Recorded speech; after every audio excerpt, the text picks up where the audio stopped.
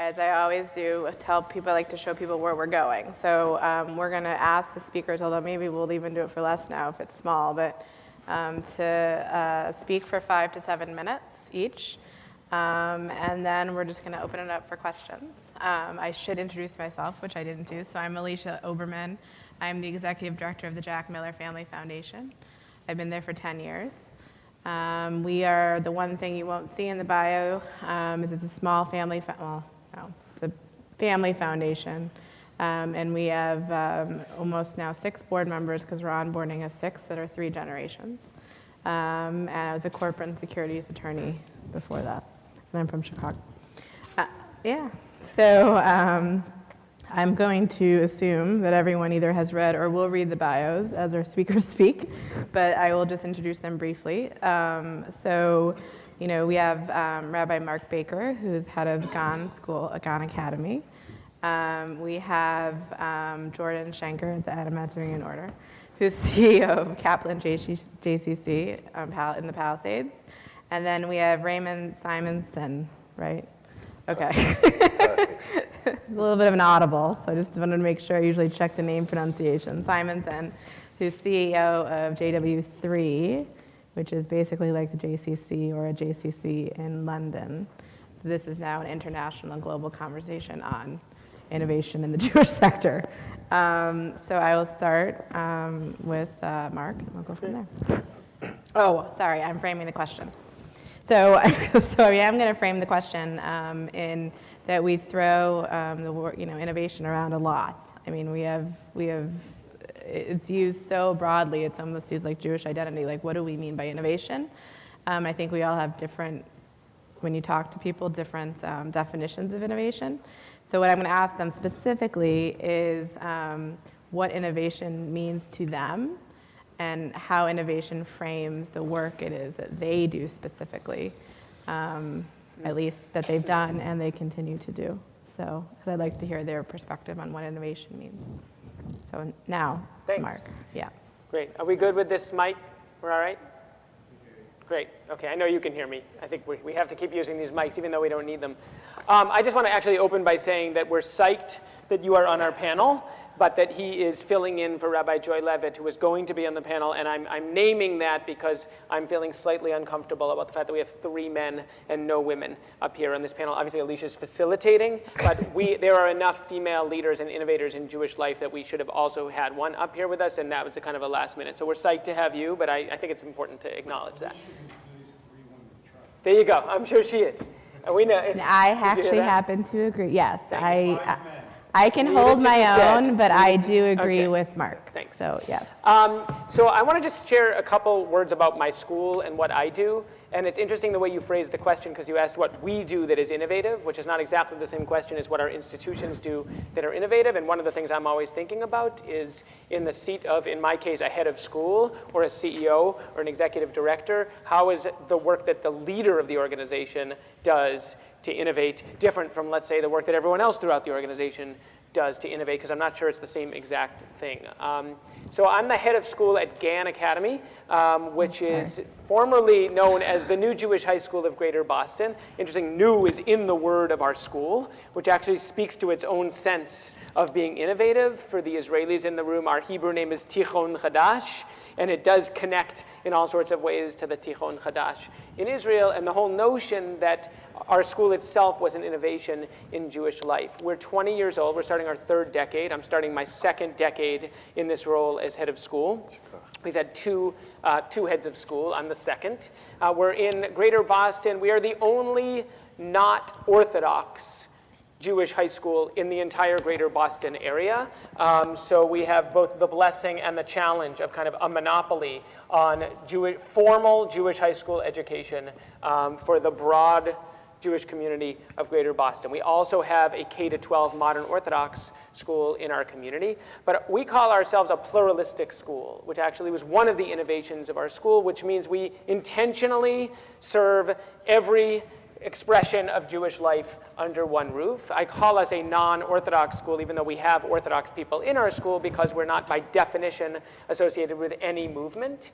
And at the heart of what that means for us is this idea that actually you can build a community that leaves room for, invites, celebrates, cultivates diverse expressions of Jewish life, diverse perspectives on Jewish learning, diverse approaches to basically anything Jewish. By the way, this is what any great school should be doing with everything that they teach, and do that in one community. For me, when I think about innovation, I want to just share why the school, as I mentioned, is itself an innovation in Jewish life. If you're not familiar with Jewish day schools, and I will say that most Israelis living in North America don't send their kids to Jewish day schools, as is the case with most non-Orthodox American Jews, because historically, American Jews have sent their kids to public schools. Increasingly, many of them send their kids to independent schools. That would be private schools that are not Jewish, they're just kind of general private schools. And other than the Orthodox community, which for now several generations has been deeply committed to transmitting Jewish identity through full-time Jewish education, for the most part, the not Orthodox world, the rest of American Jews, even those who've cared about transmitting Judaism, have just not done it through sending their kids to what are known as Jewish day schools. Certainly not high schools. So there's the Solomon Schechter movement, some of you may have heard of. That is the conservative movement school, and that has been a fairly strong and thriving K-8 system. And there's a few high schools, although the truth is the majority of American Jews don't send their kids to those schools either. But it was a very big sell to get people to send their kids. Even what I would call strongly cultural, communal JCC Jews, like I was growing up, you just didn't send your kid to a Jewish school, largely because it just seemed like too Jewish or too religious of a choice. Because actually, I think a lot of American Jews suffer from a similar learned dichotomy about Jewish day schools that Israeli secular Jews have about Judaism in general, which is it's dati or chiloni. So a lot of the mental model that American Jews have for Jewish day schools is that must be for super Jewish people, i.e. mostly religious people. Meanwhile, this school started and said, we got to be a school for all Jews, and we have to not only be the place where people who've been in Jewish day schools can continue for 4 more years during these formative high school years, but from day one we said we need to bring people into this system. Jewish families that care about a great high school education and care about the Jewish identities of their kids don't even know that a Jewish school could be relevant for them.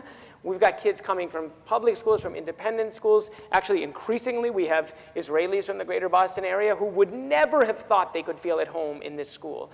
And one of the core innovations behind this school was the notion that, A, you can combine a really outstanding high school education that gives kids everything they're looking for in a really high-quality, competitive New England high school with Jewish values, Jewish community, Jewish culture in a meaningful, authentic, powerful way, that it's not either or. That was kind of innovation number one. Innovation number two was really the pluralism, was this idea that what you think of as Jewish or what you might expect from a Jewish school isn't necessarily what you will find here. We are breaking the bounds of traditional beliefs and assumptions about what a Jewish school must teach in the name of, I would say, increasingly over my decade here, reimagining what Jewish life and Jewish learning need to look like for the 21st century. That was good. But I have a question, Yes. actually, for you before I get to our next panelist. For those who, so I understand the pluralistic component as being innovative. The first component that you said was innovative was that we're really bringing an excellent East Coast type of we'll say non-Jewish education and combining it with the Jewish education, Jewish value system, et cetera. Other than the quote East Coast I don't think I used the word East Coast. No, well, I'm sorry. Okay, okay. maybe you didn't, but maybe I did because my husband went to Hotchkiss and whatever. But I guess, isn't that the goal of all? Why is that different? Why is that an innovation? Yeah, I mean, why is that a different goal than any other day school would articulate? That's a great question, i.e. why wouldn't every school just simply Correct. strive for educational excellence? Well, the kind of crass answer is every school thinks they're striving for educational excellence and Right. claims to do it, but they don't all do it. But the honest answer is that traditionally, Jewish schools have had to make trade-offs. You can't do it all. And so they've done, let's say, really good secular academics or pretty good, and then lots of Jewish studies. Mm-hmm. But there's not a lot of time for arts and maybe a little sports.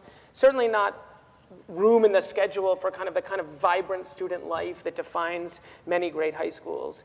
And so if you're not willing to question some of your underlying assumptions about what you have to do in a day, let's say, you can't do everything. And so our school kind of started with this idea that no, like we can't ask people to settle for kind of a good enough education because they want the Jewish. And at the heart of this, and I just say one more word about what I think it means for me to do innovation, is understanding kind of your market and understanding who the people are that you're trying to serve. And you can't create an institution that functions with one set of beliefs and assumptions, and I would say mental models about Jewish life, and then sit around wondering why other people don't come to you when they have a totally different conception of that. And in some cases, that's a marketing issue. Like they don't yet understand us. A lot of Jewish day school people sit around wringing their hands about how they don't understand us. The truth is, in a lot of cases, it's also a product issue, which is we don't really understand that. And we're not actually together pushing ourselves. And I think my number one job is to, as an innovator, is to question beliefs and assumptions. To constantly ask ourselves the question, do we understand the problems we're trying to solve and the questions we're trying to answer, so that our innovative solutions are actually aligned with the right questions, and the questions themselves are constantly evolving and constantly changing. Raymond. Very good.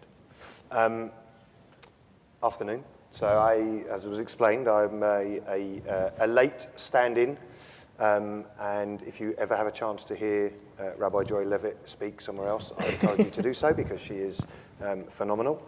So hopefully I'll do her proud. So I come from London, as you may have guessed from my gorgeous accent, and I currently am the CEO of the only JCC of its kind in the UK. So often when I meet American Jews in particular, they ask how many JCCs in the UK, and are normally quite shocked to find that with such a key world Jewish community that we don't really have many, but it's a new concept. So the fact is, in and of itself, it is innovative. We only opened 4 years ago.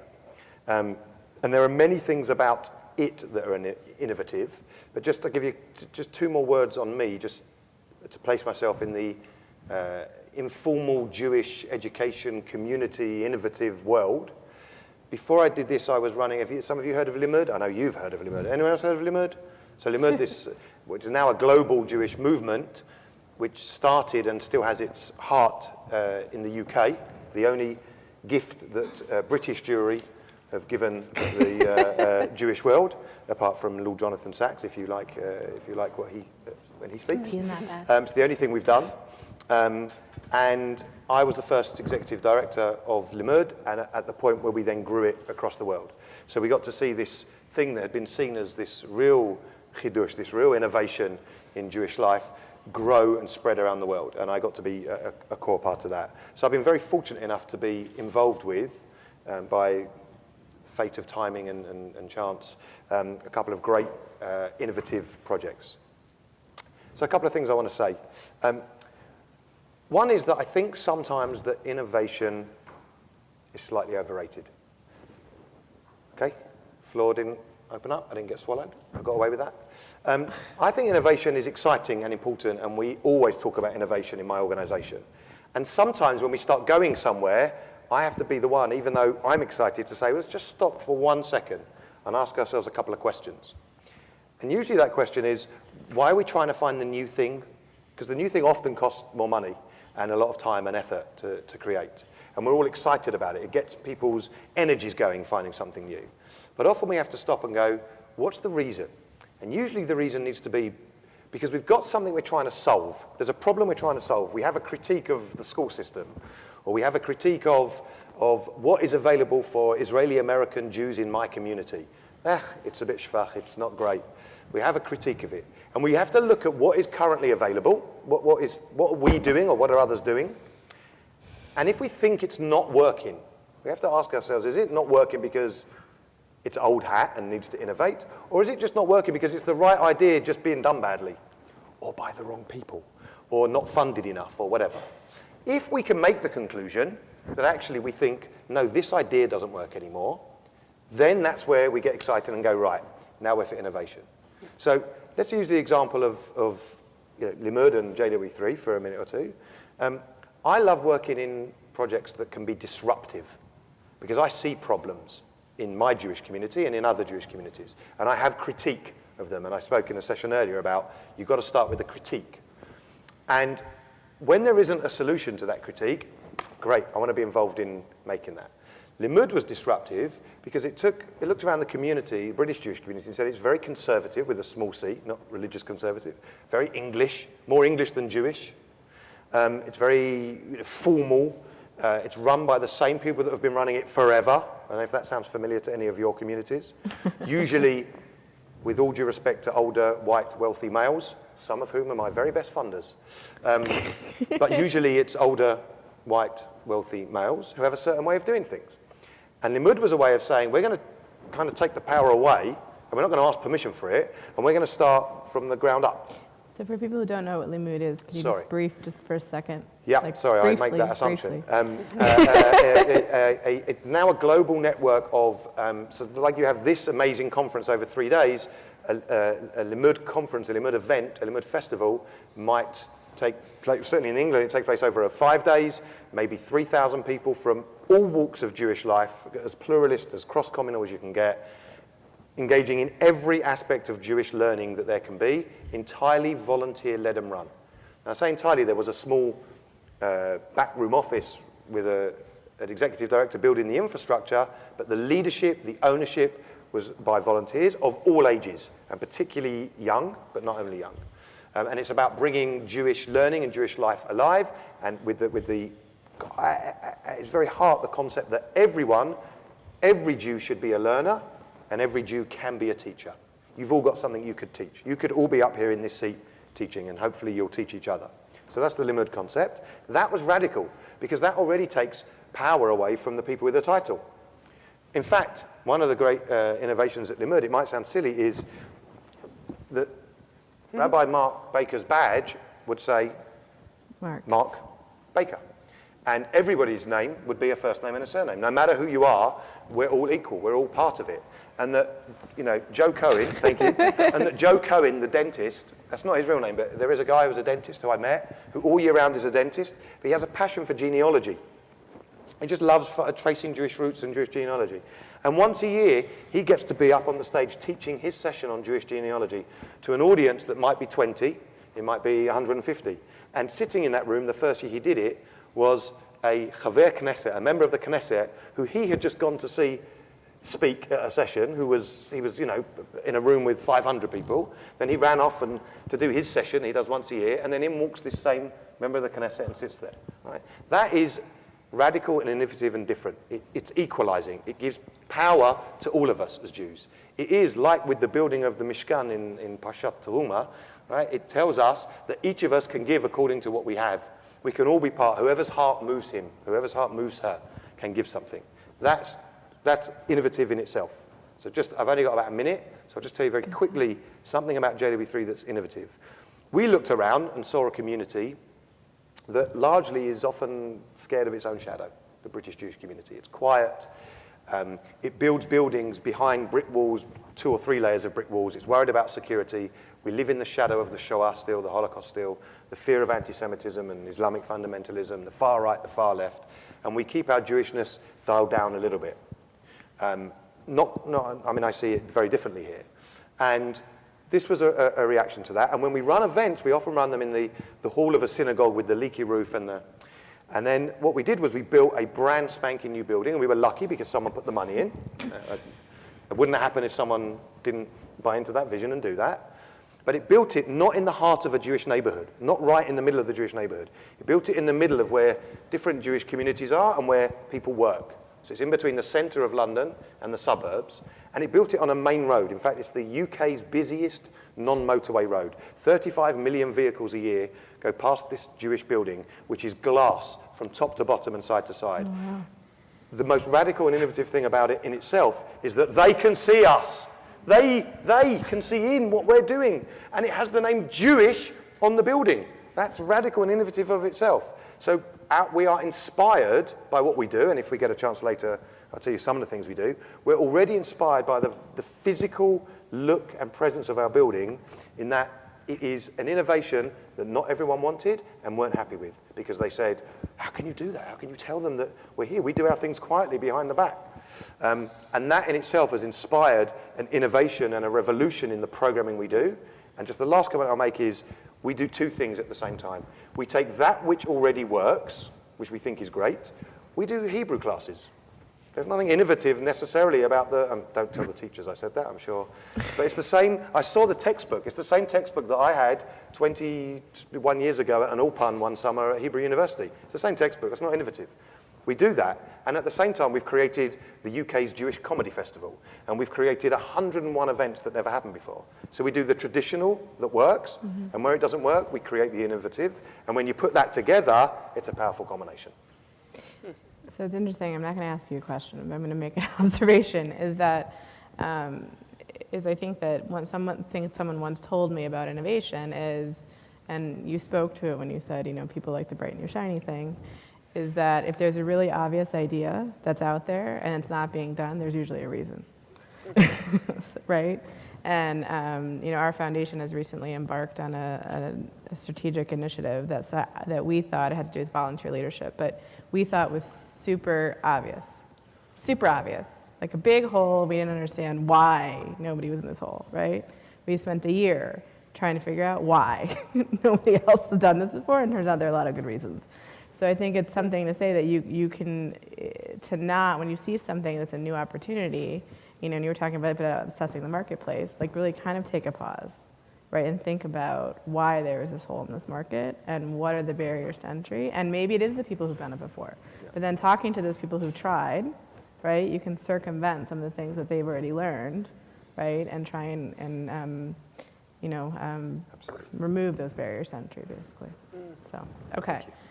All right, Jordan, you're up. Good afternoon. So in Tenafly, New Jersey, where my JCC is located, we're one of the largest JCCs in North America, serving about 5,000 people a day in a market of 100,000 Jews and 25,000 Israeli Americans. We have 20 business units from toddlers through age 104 and all the services in between. I want to spend a few minutes and talk about why are we having this conversation? Why are we talking about innovation at all? The concept of that idea, I would submit, is two things. One, Albert Einstein said, if you always do what you've always done, you'll always get what you always got. Yep. Right? The notion of if you want a different result and a different outcome, you actually need to do things differently. We're also living in a different world than we lived in even 10 years ago in terms of the impact of technology. It was interesting, the frame, I don't know how many people actually read carefully the description for this session and thought about the interplay of the idea of technology on our conversation. But I think it's profound in a couple of ways that impacts all of our work in Jewish life today. If you go back even a decade, access to information was not what it was today. People in their pocket have the power of world-class computers at their fingertips. If they have any question about anything, they don't even need to go ask somebody else, and they don't need to go to the computer. They can just go to their phone. If you think about how that changes the engagement with knowledge in general, but specifically Jewish knowledge, it's a profound change. The other thing that it impacts is how do we access and communicate with each other? I mean, how many people in this room text message someone who was not a family member in the last 24 hours? Everybody, right? So you no longer need institutions to connect you with other people. In fact, that's not how most people are connecting today. And in many respects, all the work that we're doing in Jewish life today is a stepping stone to enable people to connect when they're no longer here in our buildings or in our institutions. So the institutions themselves have created a far different role in society. Now, one of the challenges is, and one of the other reasons we're having this conversation about innovation is, many institutions are still operating the way that they operated 10 years ago or 20 years ago. And there's some challenges with some of those institutions and how they operate, including some JCCs and in some communities. So how are we responding to that issue? I would submit that there are 4 key concepts that we're working on at Tenafly that we think matter and that make sense. One is to meet people where they are. 2 is market differentiation. 3 is micro-market targeting. and 4 is building on strengths. So what do each of these mean? Meet people where they are. This is not only a geographic metaphor, right? We need to do things not in our building. And in fact, part of our business model has to be predicated on the notion of how do we create systems and encourage people to interact and connect when they aren't in our building, and what role can we have in that process. But it also means we need to meet people where they are spiritually. Jewish institutions decades ago, even a decade ago, many institutions operated with the assumption that they had an idea about what Jews should think and feel and experience Jewishly, and their objective was to get people to do that, right? We've just come around to understanding that that was never really our role or our job, and we never got to decide that, and we're now realizing that reality. How are we realizing that reality? Because people are telling us with their feet that they didn't want that. So the people that are coming because they want something unique and specific to them. So that becomes a micro market. We need to focus institutionally on being narrower, not broader. That may feel counterintuitive, but in order to really be innovative and to think about and respond to the needs of our communities, we have to identify smaller targets of population and need, and identify how we can meet those in a way that's unique in the marketplace, which brings me to differentiation.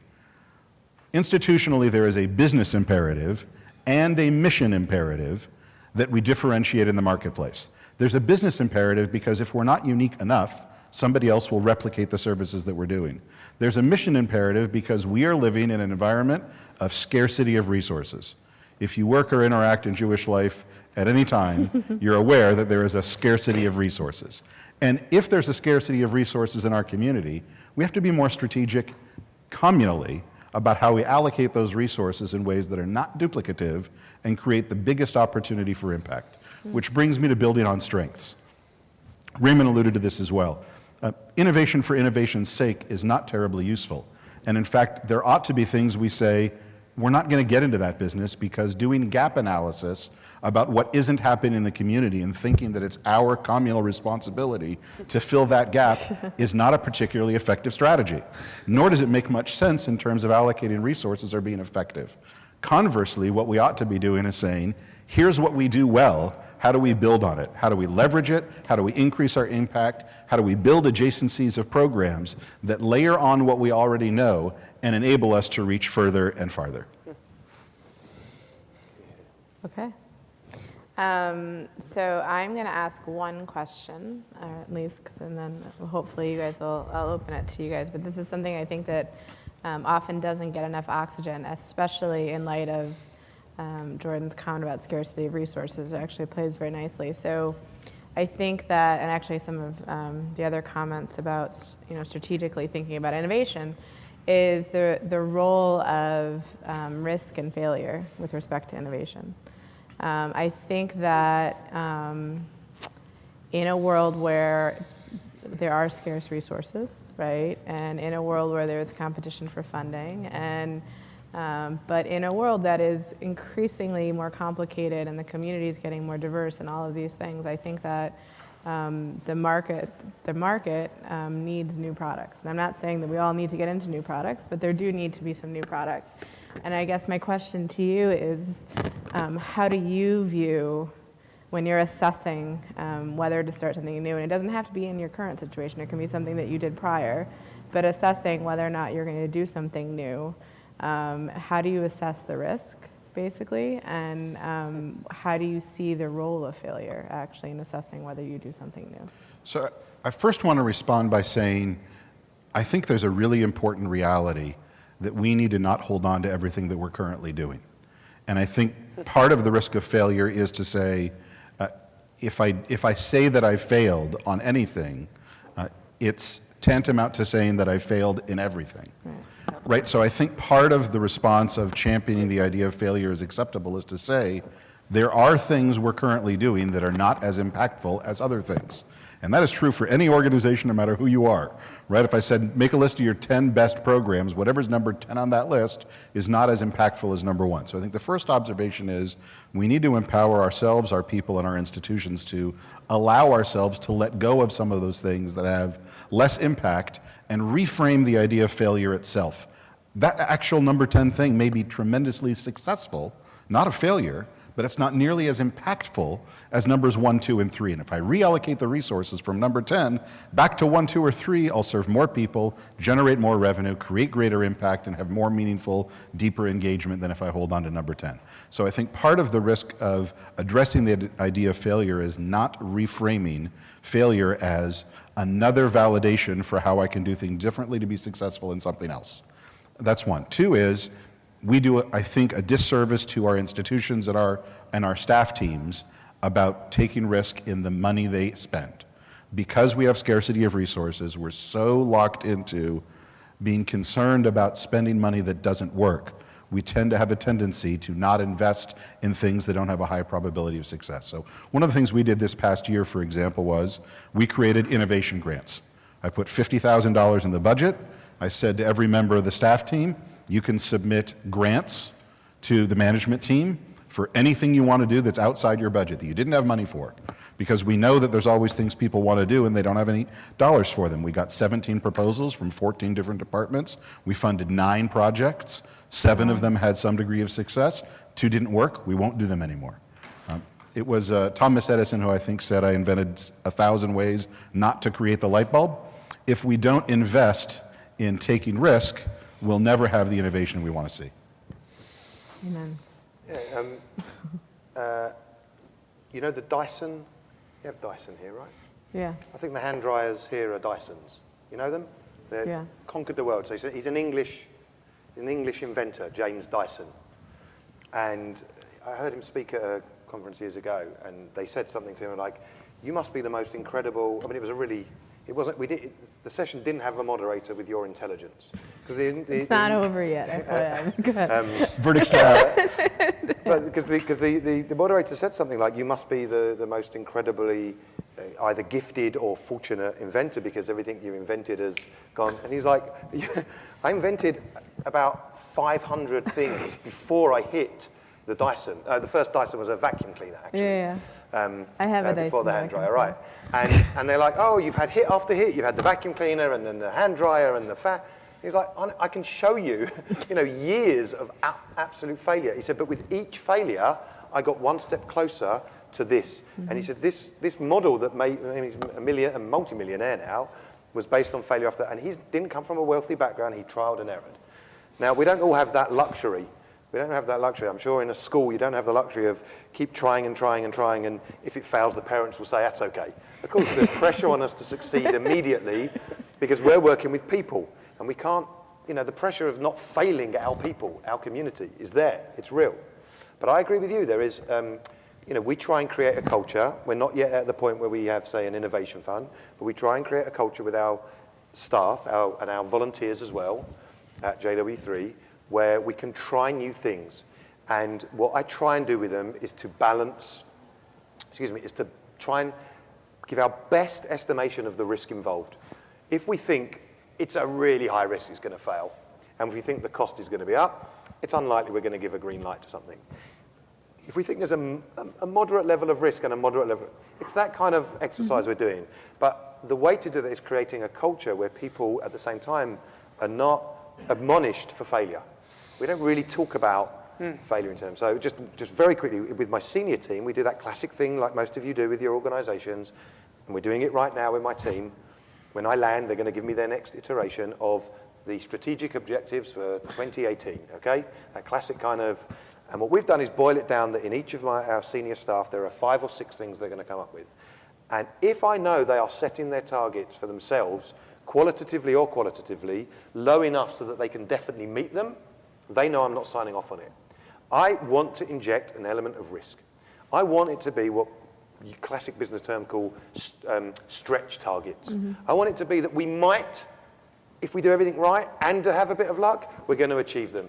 And if we don't, we might fail. And as we're measuring them during the year, they never get admonished for failing. They never get admonished for that. They get encouraged and supported by me in how to succeed. As long as we're doing the sensible things, we can work out what's working, learn from that, and exactly as you say, take the risk. And when you hit it off, it hits off big.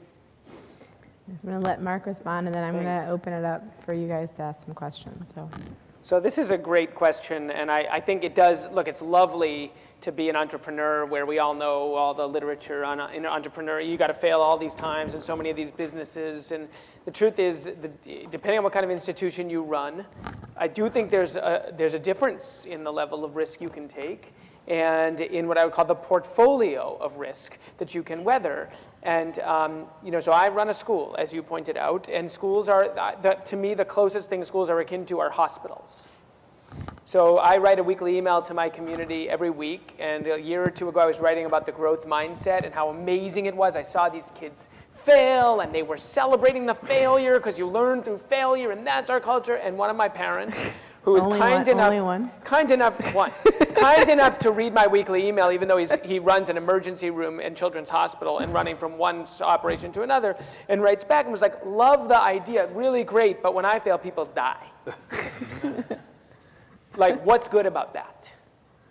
Meaning the stakes are really high. So for those of us that are like, yay failure, yay risk, we have to be honest about where the stakes are really high. And in a school, I say, thank God, usually, at least not ever that I've seen, when we fail as a school, people don't literally die. It's just their souls and their minds. That's it. And their heart. That's and it. Their heart. I'll throw the heart in there too. Diana. And I will say, like, we are those of us in super competitive markets where, like, it can feel like, the cost of losing one person is going to put you over the edge. And leading with a sense of existential fear is not healthy. That being said, so I just want to name like what I think are a couple of just like paradigms that have helped me understand this. One of them is, I actually do believe in what I would call macro fear. Like I say to my board, we have to, and our school is, I'd say probably one of the healthiest Jewish day schools in the country. Thank God. We have a great balance sheet, we have a great campus with no debt, and we're like a really healthy place. And I say to my board, we should run this school like we could be gone in 3 years. Because the truth is, that's how fast both the educational world is changing and the Jewish world is changing. And if we settle, in my personal view, if we get complacent for a year, we're going to wake up and we're not going to have students. I actually really believe that. At the same time, what I realized is that sometimes having that kind of like what I would call drive for excellence, which includes a drive for improvement, a culture of excellence and improvement is sometimes in tension with the culture of risk, certainly a culture of change and innovation. And I put on my whiteboard in my office one day, because I was just thinking out loud to myself about this kind of continuum of like, I call them group one, things that we can't fail in. Like high risk, high stakes, no fail. Group two are things where low risk, low stakes should fail. And I stood back from it and I realized, I think too many of the things we do are in category one. Like my macro fear had trickled down to micro fear, and it meant that the people in my school who were so committed to excellence and improvement were scared to take any risks. Because the truth is, they attributed like the same level of fear of failure to like a math curriculum that they would to like a new Jewish life program. That's simply not, that's just not right. It's just not the way to understand it. And I realized actually I had created a culture of excellence that was running counter to the kind of risk-taking I was hoping. And so I spoke the language of growth mindset, you should fail, you should fail. But I needed to do a lot more as a leader to actually help people literally create their own portfolios. And now when I sit down with people, I'm like, okay, what about this has to succeed or else we'll be in trouble? Again, everything else, we should take risks and we should iterate. But that to me, that was a process that I had to figure out. And the last thing I just want to say is that when you're in a people business, the stakes are high, not only because people will leave you, but like if you fail, you have to face the person you failed. And one of the things I realized that my role is actually to have the backs of the people that I'm asking to take risks. The best example of this in a school is like novice teachers. Right? A great school hires novice teachers and grows them. But guess what that means?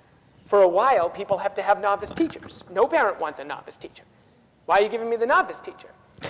Why shouldn't I want my child to have the master teacher? The logical conclusion of that is the school should have no novice teachers, because no one should. So it's my job to actually help them understand why this is actually about something even larger than whether your child has this teacher this year. This is about a school commitment to growing teachers, and we're going to supervise them and we're going to mentor them, and your child will be learning, but it might look a little different than what you might have expected. And I've come to realize actually a big part of my job is to actually manage people's understanding of and experiencing of the school's imperfections so that the people I lead can take the risks and innovate such that in the long term actually we're going to be better for it. Alicia, can I just do something a bit different and ask you a question? What do you think? Is that okay with you? I mean, Is I that want to okay? make sure that they have time, but we have about 20 minutes. With so your permission, just feel- nod if you give me permission. I'm just doing my job. Because but I think yes. a lot of us in this room, a lot of you in this room, the ability to try innovative projects often goes hand in hand with the ability to fund those I projects. figured this is where And you're often going. funders understandably who are looking after foundation money, it's family foundation money, Yeah. you have to look after it wisely. The fear of failure and the macro and the micro fear can often come from the funders and the foundations we work with. And I wonder, in your experience, if this is too much chutzpah, then divert it. But You don't know me very well. Go ahead. You no, I can just say wonder whatever you how want. does that play out in your experience with whether you encourage a bit of risk, you're looking for safe projects or innovation with a bit of risk, or you're happy to back the wild ideas because you know that person or that organization? So I will preface this by saying I can talk. No, it's a good question. I spoke about this yesterday, actually. I think that the first thing I will say is people who know this, to know one foundation is to know one foundation. So unfortunately, we have not streamlined enough to be able to make a huge generalization on this. But I can speak to you about how I assess it, and I can speak to you about how I would wish our colleagues would assess it. How's that? So we look at our portfolio of investments, and we look at like a more traditional portfolio of investments, and we have a certain risk tolerance, and we have, our safe bets, right?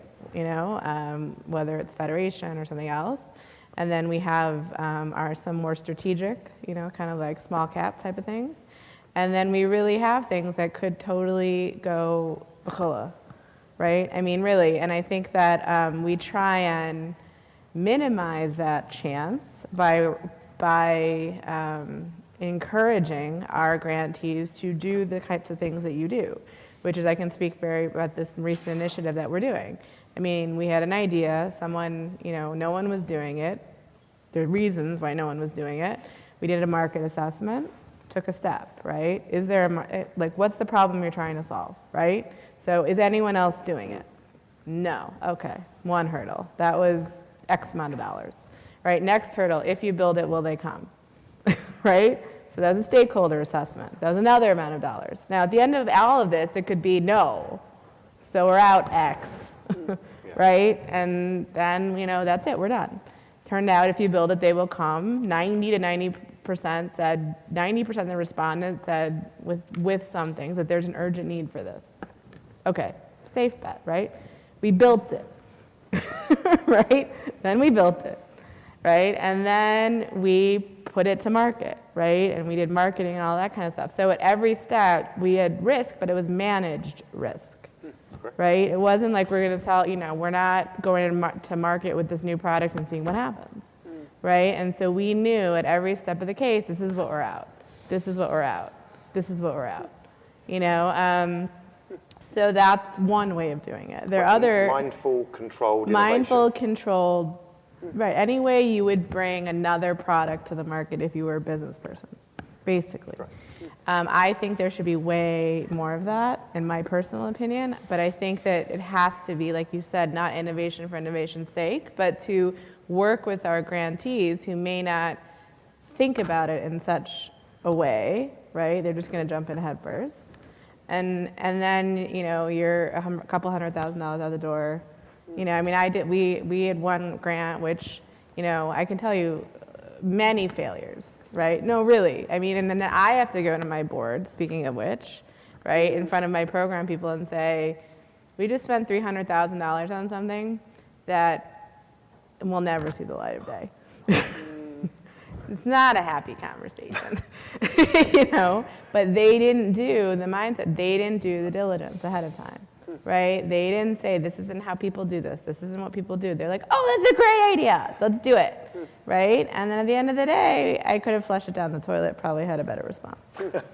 So I think people should be taking more risk, I think, but I think it has to be managed, but I also think that people have to push their funders, and specifically, I feel very strongly about this, they have to push their funders. You know, the old white men, no offense to the old white men, they need to be pushed. I mean, they need to understand that the world is changing, and even though they don't understand it, and they think millennials, they don't even know what to do with millennials, the real world, like they're going to be the majority of our workforce at one point in time. So like you need to, you need to push them, in my opinion. Thank you. Yeah. Great. All right, I want to make sure we have time. So, we have a millennial question? Can we do the millennial because it ties in, and then we'll go, I'm sorry, yeah, go ahead. No, it's okay, we'll have time. There's a lot of money in like getting us to get together and maybe reproduce, who knows? So as somebody, well look, this is the fact, right? Yeah, it's the goal, yeah. So like, there's organizations that like I've worked in that I wanted to innovate in desperately, and I'm like, I know a lot about this, let's innovate, and then cut off multiple times. Or I worked for something that was trying to be innovative and just, like it was very obvious it wasn't relevant. Like it repeats itself. And like, I stumbled magically on like One Table Shabbat, and they brought their ED last year, which was fantastic. And they've done everything so, I think, meticulously, is like they trust me with their money up front. There's no reimbursements, no headache, no BS. They understand my audience, my market. They clearly know millennials. It's not some, we should theoretically give millennials this thing. And they give me money, and I've made mistakes along the way, but they trust me, and I think that's really great. And there's other comparable organizations that have not put that trust in, and they make you go submit reimbursements and take photographs. It has to be a Jewish event. I'm like, my audience, if you say Jewish on the event, they're not even going to show up in the door. I'm like, if I have to keep going through all these hoops and grants and all these stories, I'm not going to get anywhere. So like, my son's growth. Oh, sorry, question. You have a question? It's okay if you don't have a question. No, it could just be an observation. So I didn't mean to say that. I just wanted to frame it. No, it's okay. No, I have no problem. If you would like to ask a question. When somebody's not doing something, like there's somebody else going to create something else. So that's kind of where I'm at. And I'm like, what else can I do at this point? So you said that earlier. So anyway, I don't know what else I can do, but maybe there's some sparks of inspiration as a millennial. So you're frustrated by the barriers to entry? Is that what it looks like? That's what I'm saying. So you're frustrated by the barriers to entry. Okay. I think my observation would be linkage to institutional visioning, right? So no one's going to argue that attracting and engaging millennials is important, but if you want resources and you want autonomy and you want support and direction and independence, you need to link it to what are the outcomes the institution wants to achieve. One of my favorite imagery is from Alice in Wonderland. Allison comes to the fork in the road, sees the cat in the tree. You use like all my favorite things. Like the Thomas Edison quote. Alice says to the cat, which way should I go? And it says, that altogether matters where you want to get to. And cat says, either it'll take you there. So if you don't know where you're going, then how do you know whether this path will lead there? Institutionally, I think not all organizations actually know where they want to go. But I think your opportunity is that linkage. Because in the absence of clear vision, specific strategy and intended outcomes, there is no argument to be made that somebody should invest in you because they don't know whether or not it'll achieve their vision and their outcomes. But if there is linkage, then I think you have a compelling argument to make. So my observation would be the stronger you can make that linkage, the greater autonomy and independence you'll have. I think that's a great point, and I'm going to say a completely different one, though. So I think that's completely legitimate. There's also a completely different way, right? Yeah.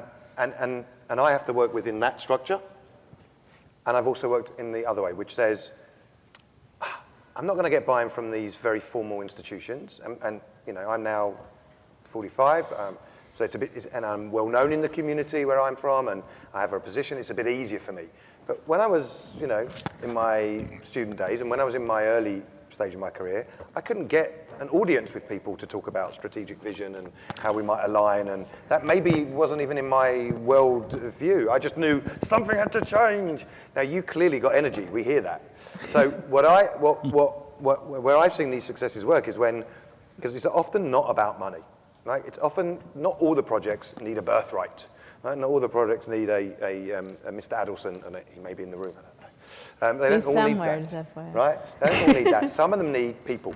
And Limud's a great example, by the way, of in any community where it was most successful, it started with a whole bunch of people that just said, we're not going to go to the institutions because this is a response to our critique of the institutions. We're going to do it ourselves. And so how do we do that? The very, very first Limud was about 20 or 30 people that said, well, we want to be participants of this thing, so we'll also be the teachers of this thing. So that's how it happened. They didn't pay anyone for anything. They did it themselves. They sorted out the food. They sorted out the babysitting and the kids program, and it just grew and grew. When Moisture House came to the UK, and a lot of you know Moisture House, right? Came to the UK however many years ago, and the people that dragged it to the UK and set it up were all kind of products of the youth movement and Limud world. These were people that were used to not having to go and buy into the big organization strategic vision, but do the critique themselves, work out the Alice in Wonderland bit themselves, and make the change happen with small bits of money. And then they started getting people like me who didn't have money but could give them support. I could give them support by being public about them, by maybe writing an op-ed piece, by coming to speak at one of their, like people like me who don't have deep pockets at all, but could give them the other support. And then once they had a bit of success, the money started coming in. And there were organizations, like with JW3 now, the people that wouldn't fund it at all because they said it's too American, we don't need it, it's too expensive. Now knocking on the door saying, we want to be part of this actually. We think what you're doing is great. No, let's take more questions. Okay, go ahead. I'm going to pick up on the thing that both Jordan and Marc were talking about. Can you speak up a little? Yeah, or? yeah. A theme that both of you talked about regarding how educational models are changing. You mentioned that in the last 10 years, the technology changes the way people learn. You mentioned that if you don't do something, you feel like in 3 years, you're going to lose your constituency. How are you rethinking your educational models with technology? I mean, I'm happy to speak to that briefly. I mean, and again, we're a school, so I want to note, like, one of the really interesting things is, I think, defining on, like, where you are institutionally on the continuum of, like, entrepreneurial startup culture versus traditional culture. Schools are among the most conservative with a little c institutions, I think, that exist in general. They move like steamships, right? Largely because our customers always expect educate. Their only frame of reference for education is what they had when they were the parents, right? So, look, the number one way that education is changing as a result of technology has to do with what's called flipping the classroom, namely removing the sage on the stage and taking the educator from being the transmitter of knowledge. Now, if I think my value added as a teacher is to transmit knowledge, before I can get the knowledge out of my mouth, my kids can have it. And by the way, now, just like with doctors too, they can Google and tell me why I'm wrong. But wait a minute, there's a counter opinion to what you said. I just found it on this site. So now it's about actually curating learning opportunities for kids, where the teacher it's actually a lot more work. The teacher actually has to construct learning opportunities where the students get access to knowledge in any way. They maybe be better for them to watch a TED Talk than have me give the lecture. Then when we come to class, my work is to actually figure out how they're going to make meaning of that. So I become a facilitator of learning, and the classroom flips. The other key change is that there's just tremendously more opportunities for collaboration, which we all know the workplace is looking for, but the opportunities that technology create for kind of real-time dynamic collaboration between kids and to do the kinds of project-based learning that has always been what good education would be all about, but used to require me to like go over to a friend's house on a Saturday night. You know, now our kids can be working real-time together, whether in person or you know, asynchronously on projects. So Can I just say one more thing? Yeah. I want to say one more thing because you made me think of this when you shared this. I actually think that schools are a great example of places where, as a result of the technology, we have to rethink the very why we exist. And when I go back to the mental model, you know, a lot of people would say to me, why do I need to even certainly pay so much money to send my kid to a school when they could do online learning, for example? They could get it all online. And so this goes, if you think your goal as a school is just knowledge, you're in trouble today. Oh, yeah. And I would say, like, for us, it's actually really sharpened our sense of, like, what are you investing in? Values, community, relationships, real, live, human relationships. Also in a context of inspiring wisdom and knowledge, but if we think that's really what we're all about, we are going to lose to TED Talks and Khan Academy and global online education. So, and I love you used that value, community, relationships. The fourth I would add is experiences, which I know you're doing as well. And if you think about those four paradigms, we're all in that business. Yeah, we are. It's amazing. We're all in that business. Everybody. So interesting. In the whole Right, so sector. the modality in which we're playing in the sandbox of that business is different. So for us, technology is simply another layer of how we build on that relationship and experience. So 2 quick examples. For our preschool, we now use a site called Cameboo, right? So that every day yeah. a teacher, it doesn't matter, every day a teacher takes a picture of each kid, uploads it to the portal with a line about what that kid was doing, and in real time, a parent gets information every day on what their child is doing. Any experience that's going on in the classroom in real time is being uploaded by video or iPad or phone to a site where that parent with security access can see what's going on in their classroom. And that's not just about communicating with the parent about what their child is, it's actually engaging the parent in Jewish learning in a way that we had no ability to do before that technology platform exists, right? So I've now layered my opportunity to engage people in Jewish life through that child to access their family. I'm now no longer just educating the 3-year-old, I'm educating the entire 3-year-old's family on Jewish experience and value. Quickly, and then I wanted to take. I was going to add one teeny bit to that.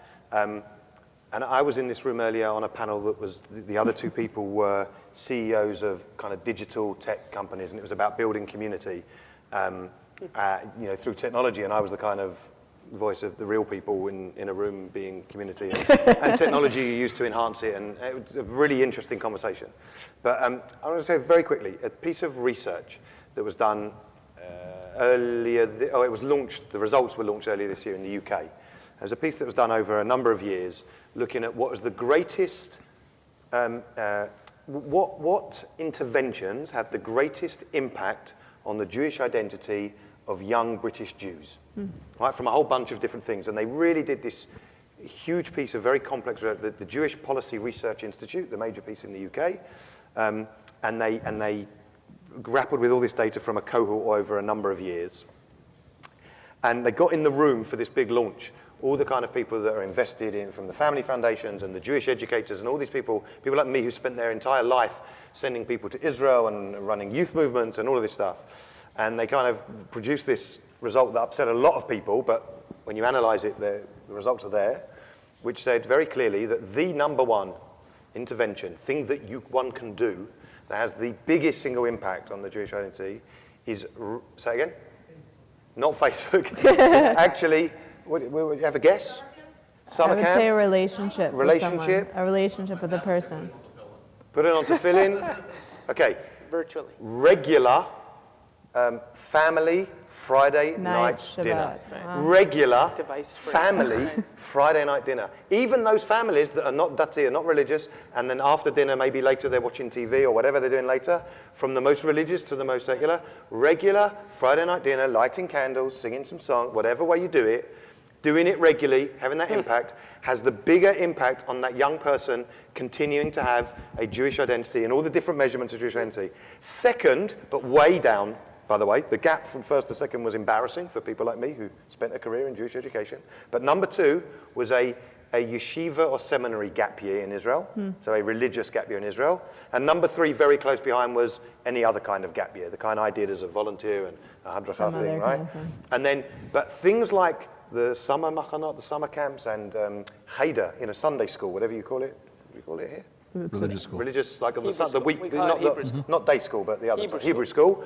Hebrew school potentially has a negative impact, you know, all of these things. And it really sent some shockwaves in the community, because what did it say? It said that coming together, doing this thing that we're great at, and by the way, Seder is another great example. The experiential, the experience of coming together with family, with community, with friends. So therefore, the community now is investing more, the British Jewish community, in students at campuses having Friday night dinners by sending them the chicken and the challah and giving them the environment so they can carry on doing those kind of things together. It's one table, basically. Over there, yep. My name is Levitt I'm with the newspaper in from the Palisades community in New Jersey. Thank you so much for the panel. Appreciate it. My question is, actually two questions. How do you see, especially the question is for you, Jordan, the role of the Israeli community in the JCC, and I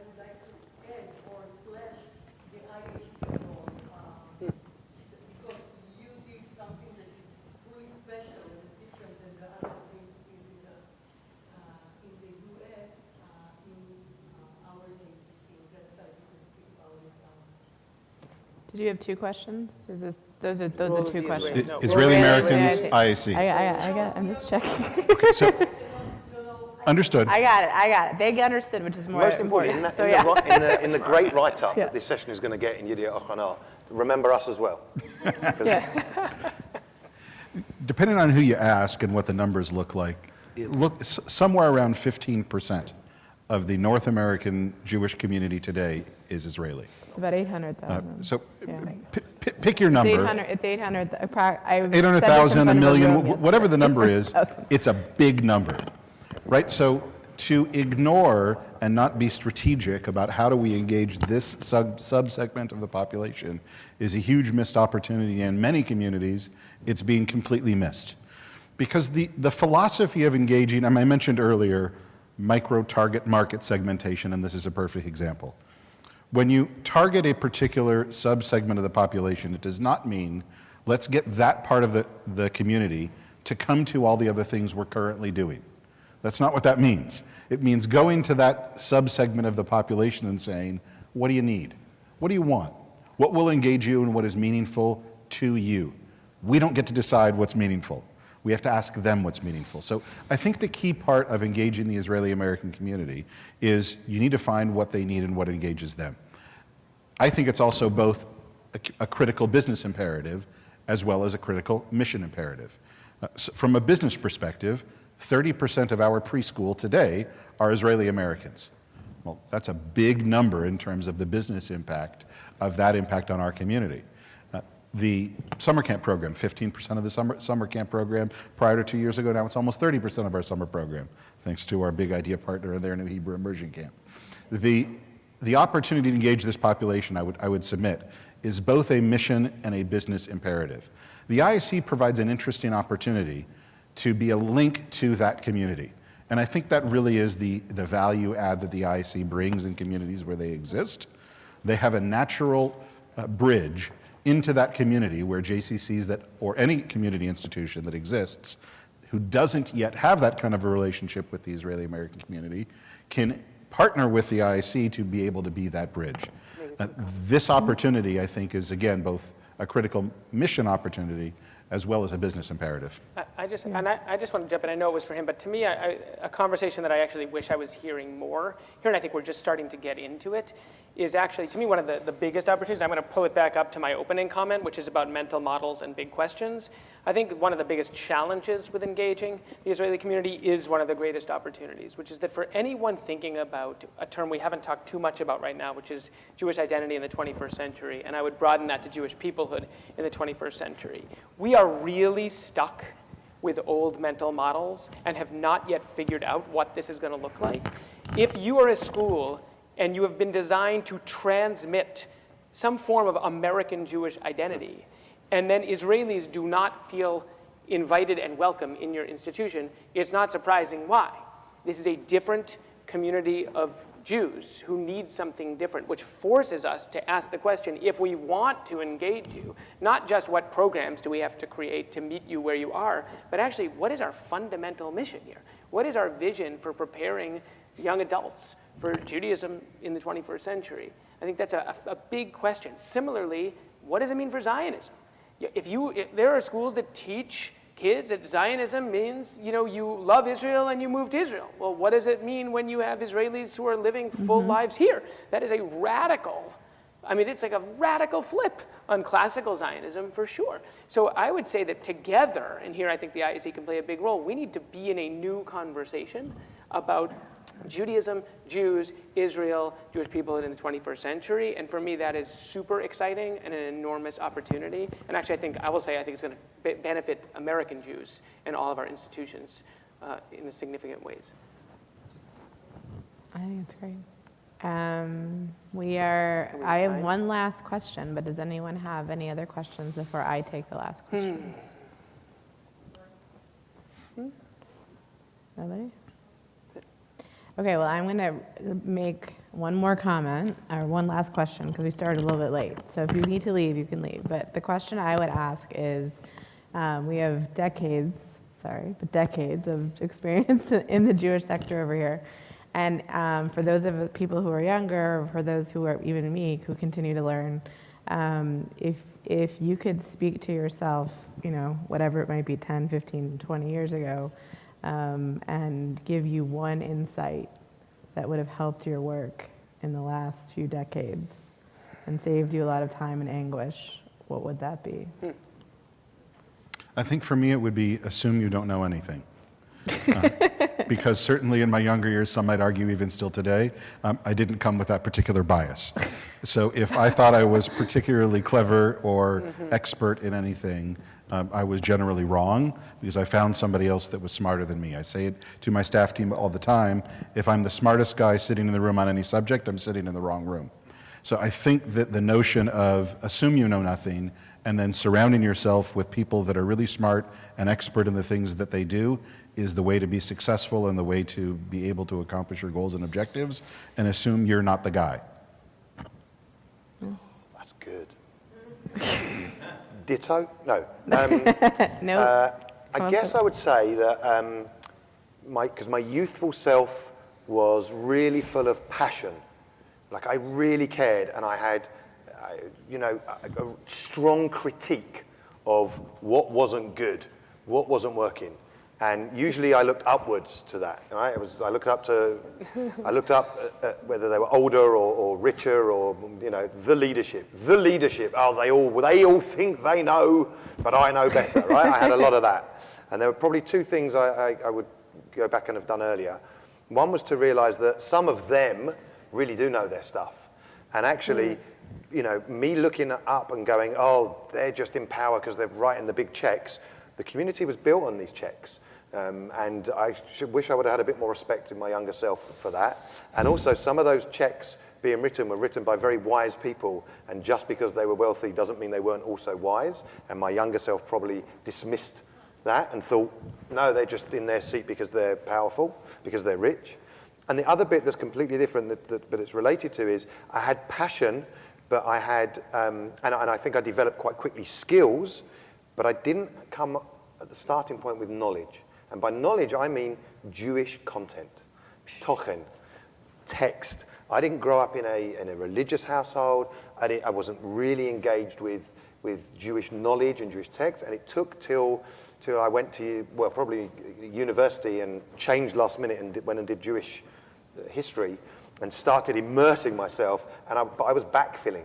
I was doing Aleph Bet 15 years after other people were. And I really wish I'd have had that knowledge to build on. And the bit I now advise people a lot, and I mentor a lot of young Jewish leaders in the community, is you've got some great skills, but you're light on knowledge. Go and study some Gemara, or go and study Buba, or do Zionist History 101, whatever it is, because you can only get to a certain point with just passion and skill. You've got to have the knowledge if you want to be taken seriously. Okay. All right, you get the last word. Okay. I would say this. I have always believed, and I still do believe, that culture eats strategy for lunch or breakfast or whichever you want to say. And so what I would not change was an intense focus on relationships and people at the heart of everything I do, especially as a new leader. That being said, I've only come recently to really understand that what strategy is all about, and therefore I think what change and innovation are about, are surfacing the big, hard choices, not between something good and something that doesn't work, but between two goods, between two reasonable possible paths, one of which you have to go down if you want to keep your institution moving forward. So my advice to my younger self would have been surface those earlier, find big, bold questions that you want to answer in big, bold ways, and don't be afraid to piss a fair amount of people off in the process, even as you nurture the culture and the relationships that are the foundation of your institutions. Correct. All right. What about you? Oh, God. Good call. Yeah, you get the last word. I liked yours. What would I tell my younger self?